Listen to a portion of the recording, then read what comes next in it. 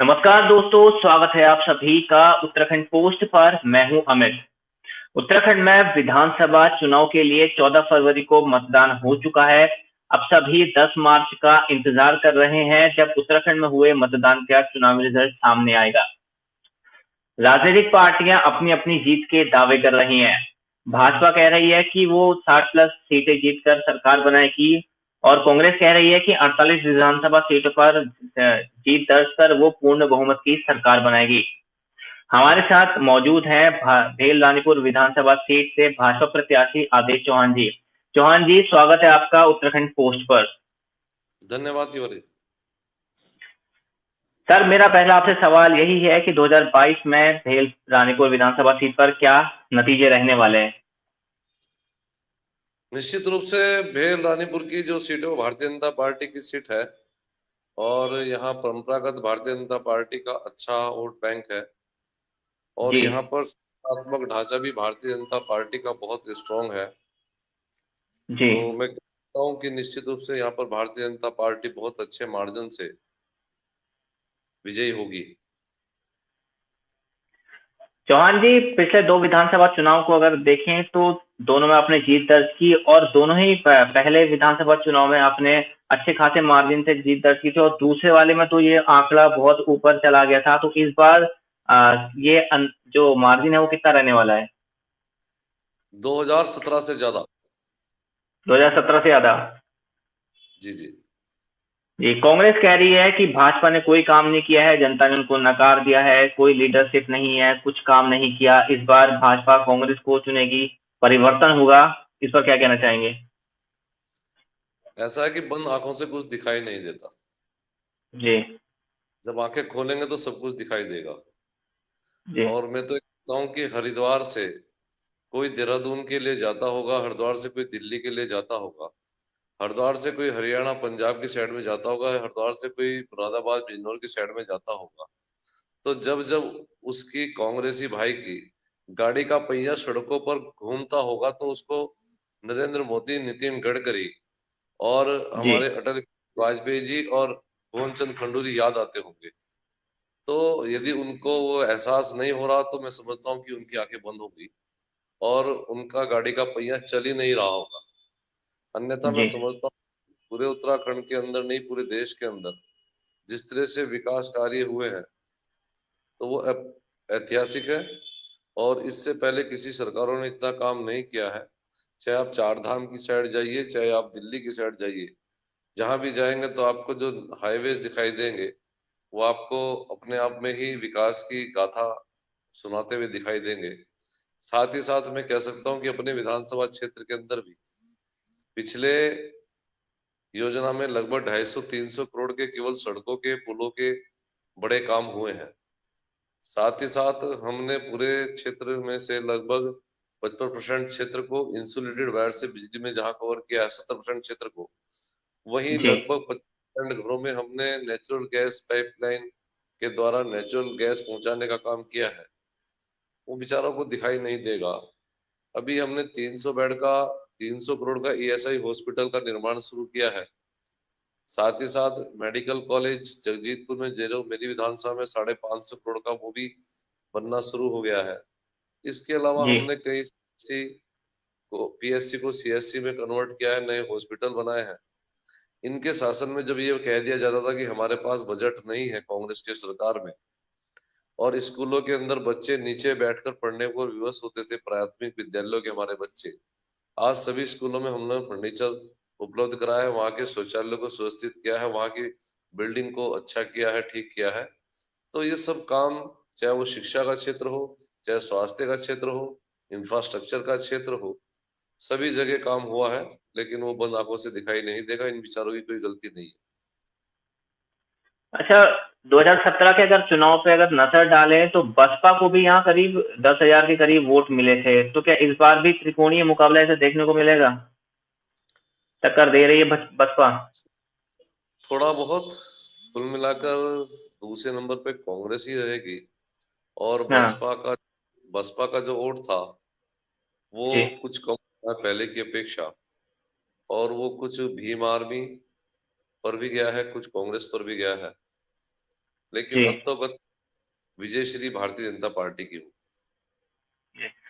कांग्रेस ने इस बार अपने उम्मीदवार में बदलाव भी किया है। पिछले 2017 में अमरीश कुमार ने कांग्रेस के टिकट से चुनाव लड़ा था। इस बार राजवीर सिंह चौहान को कांग्रेस ने मैदान में उतारा है, तो कितना वो टक्कर दे रहे हैं आपको?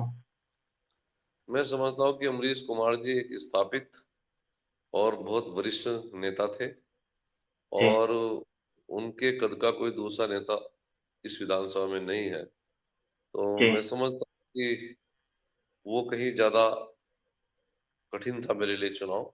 इस बार उतनी जी। चुनौती नहीं। इस बार उतनी चुनौती नहीं है।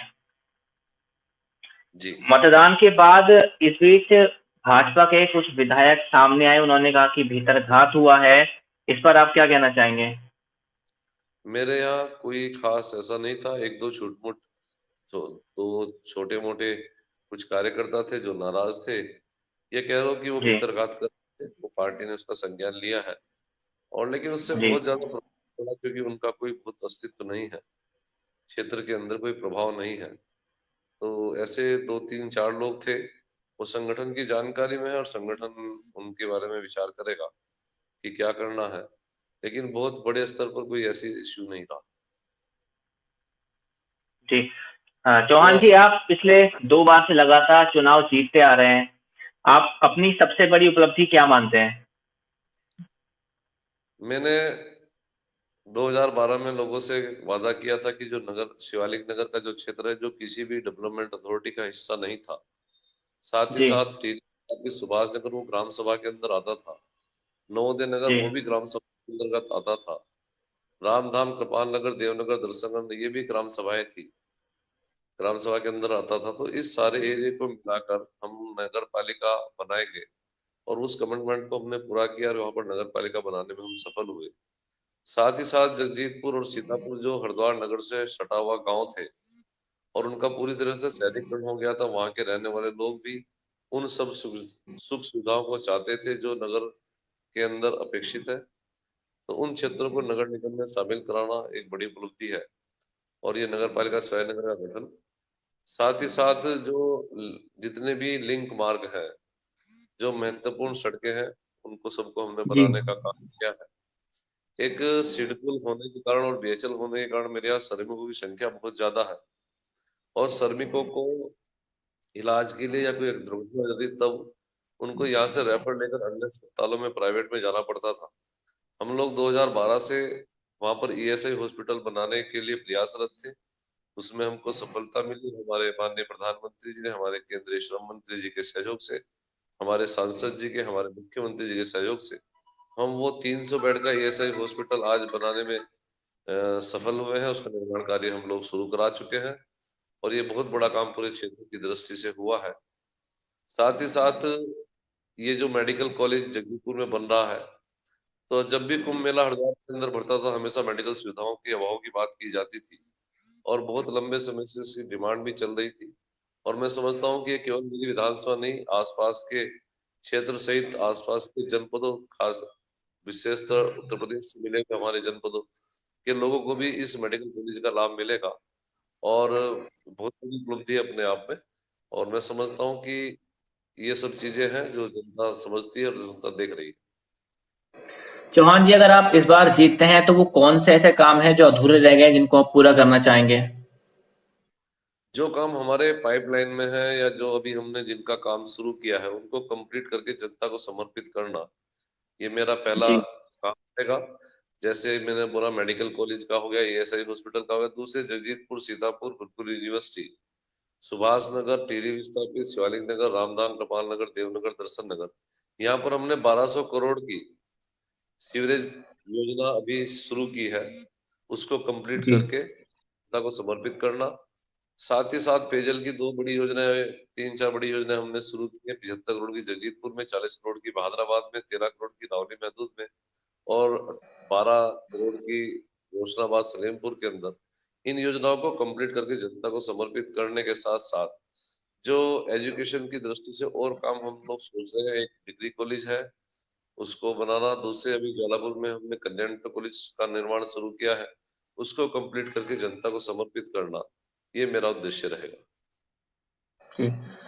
उत्तराखंड के युवा मुख्यमंत्री पुष्कर सिंह धामी से आपको कितनी उम्मीदें हैं कि उनका कार्यकाल कैसा रहा आपकी नजरों में?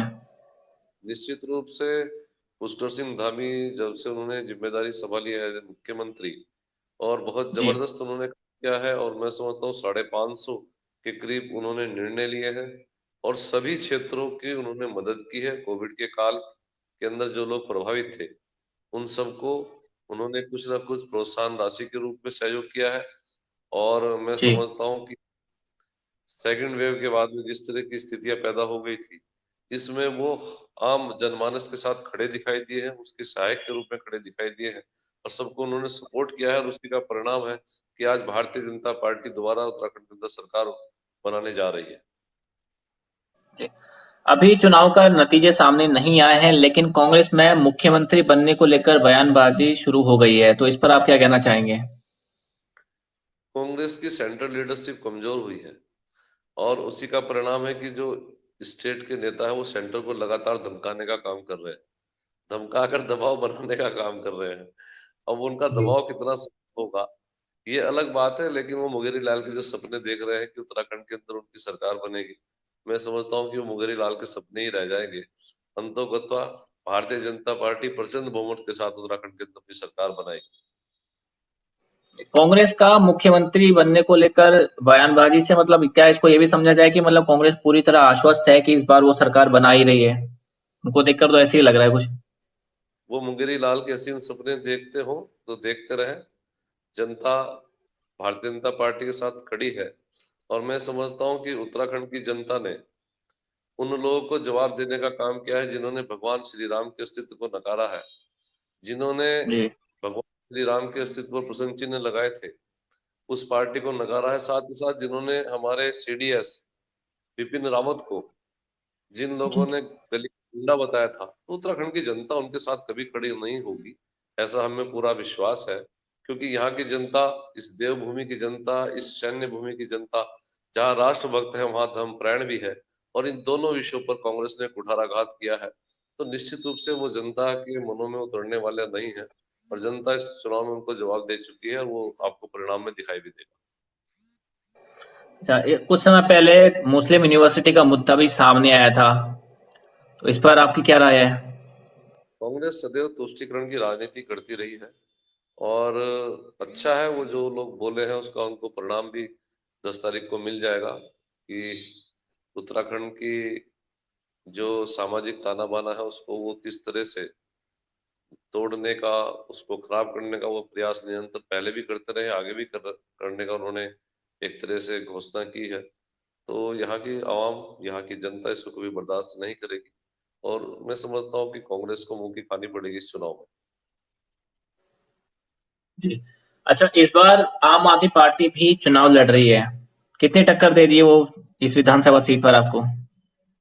मेरी विधानसभा क्षेत्र में तो आम आदमी पार्टी कुछ नहीं, मैं समझता हूँ कि व्यक्तिगत उनके जो प्रत्याशी थे उनके व्यक्तिगत संबंध के आधार पर उनको 1500, 1000, 1500 वोट मिल जाए तो बहुत बड़ी बात होगी। अन्यथा फील्ड में कहीं वो दिखाई नहीं दिए, और लोग झूठे वादों पर विश्वास करते नहीं है, और जनता बहुत समझदार है, वो जानती है कि दिल्ली का क्या हाल हुआ और किस तरह से वो लोग झूठे वादे पब्लिक से कर रहे हैं, और उनको जनता ने पूरी तरह से नकार दिया है, कहीं भी आम आदमी पार्टी दिखाई नहीं दी। धन्यवाद चौहान जी, हमारे साथ जुड़ने के लिए। आप अपना कीमती वक्त निकालकर हमारे साथ आप जुड़े। धन्यवाद अमित जी। धन्यवाद।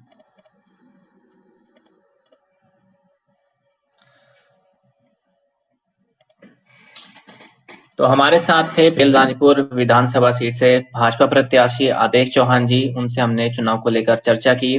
उत्तराखंड से जुड़ी तमाम खबरें पाने के लिए बने रहिए हमारे साथ। इस वीडियो को लाइक करें, शेयर करें, कमेंट बॉक्स में अपनी राय जरूर बताइएगा। आपसे फिर मुलाकात होगी। नमस्कार।